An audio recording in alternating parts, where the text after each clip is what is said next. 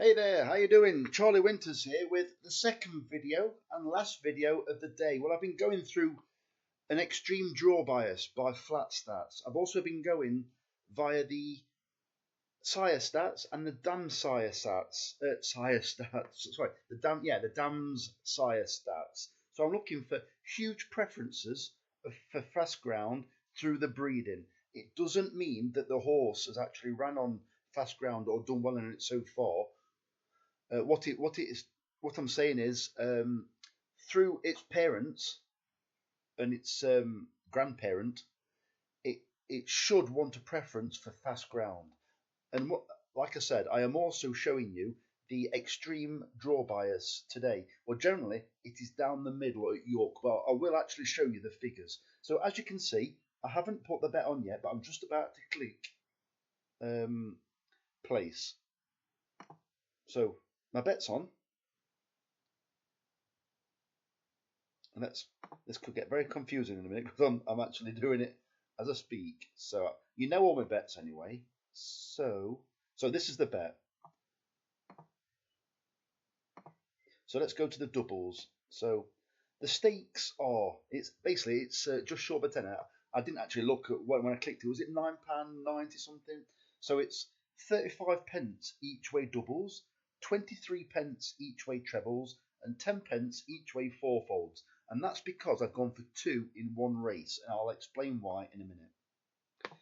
So the first selection in this bet, in the draw bias bet, and the firm ground or fast ground preference horses is Urban Sprawl at 7-1 in the 5+2 at Goodwood, paying 5 places instead of 3. Right, let's get to the draw bias.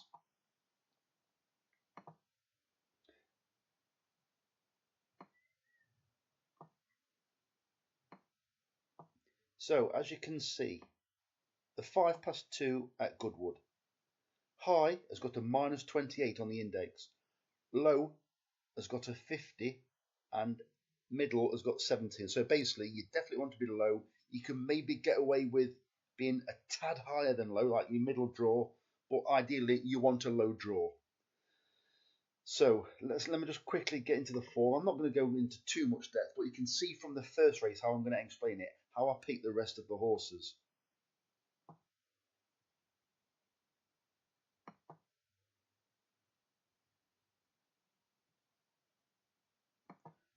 Put your feet up, make a drink while it's loading up.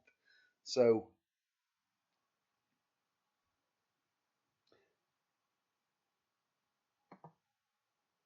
I think this is slow because I'm recording it. It's normally a nightmare when I'm doing this kind of video.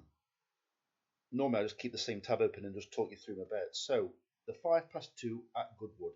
As I mentioned yesterday, generally, let's say Mark Johnson instead of Charles. Mark Johnson's horses over the years have generally always ran better, or people have always said that. I don't know if the stats back it up. Have always generally ran better when the sun's out and it's faster ground. Well, it's definitely that this weekend, and it has been for the last few days. So the 5+2 at Goodwood. This is really slow at loading up, by the way. So I'll try and get down to it and hope it doesn't jump back. Right, 5+2 at Goodwood. As you can see very shortly, Urban Sprawl, drawn 3. It's had 2 runs already, which I'm pleased about. It's got Joe Fanning on, and this horse leads. So what better than Joe Fanning from the front at Goodwood, where Johnson likes a winner. It wants or needs fast ground. It hasn't always run on it. It has run on quick ground, but it's also encountered slower ground on several occasions. As I say, it's ran twice. It's got stall 3, and it goes straight to the front. So there's so many ticks in this horse's box. I do like the look of the favourite, and it probably will run very well. But yeah, so that's the reasoning behind Urban Sprawl. So let me get into the rest of the bets. I'll explain them without going into that kind of detail.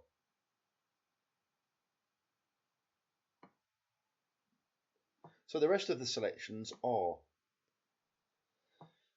in the 350 at York, Craven at 33-1 and Salit at 40-1. Both in the 350 at York, and they're paying 4 places instead of 3.